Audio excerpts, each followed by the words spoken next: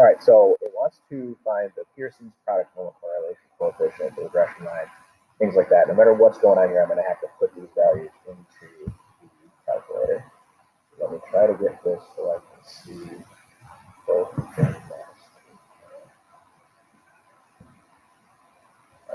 So, hit the stat button and then edit. Whoops. There we go. Now I can see it. One of those days. Stat button and then edit. And then I got to clear out the list. So clear, enter, clear, enter. Okay, so 80, 82, 79, 60, 65, 92, 90, and 81. Be careful if the things go in there, right? 110, 111, 2, 7, 2, 12,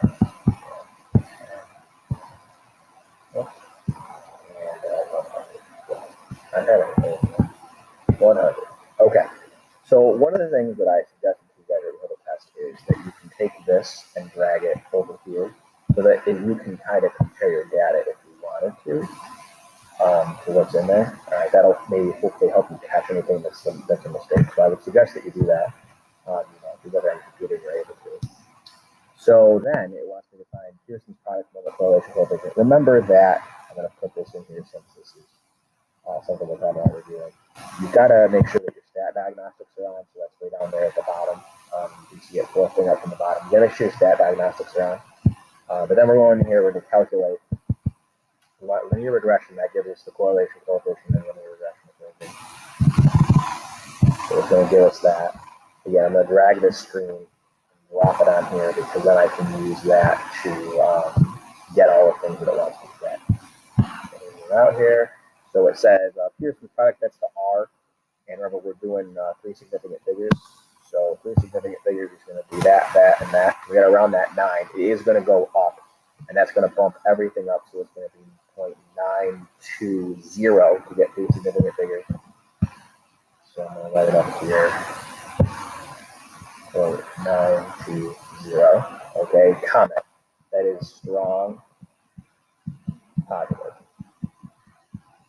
Okay, then it wants the regression equation. So 3 significant figures. So 7, 8, 7, and the 7 is going to stay a 7 because we got 3.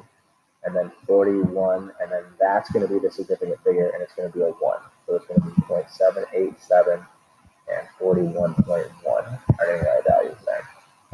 So it's y equals 0.787x plus 41.1. Make sure I got those right. Okay, so those are right. It says comment on the value of m and its meaning. All right, so we're going to say for every, this is CI, for every 1 increase in the x value, so increase in circumference,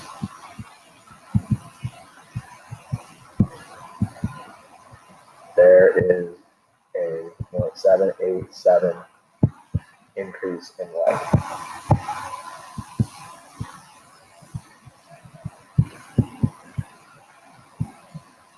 All right, because it's 0.787 over 1, y is on top, x is on the bottom. All right, that's the way it is.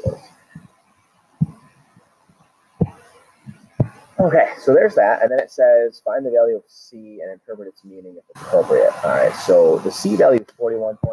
So CII, 41.1. What that would mean is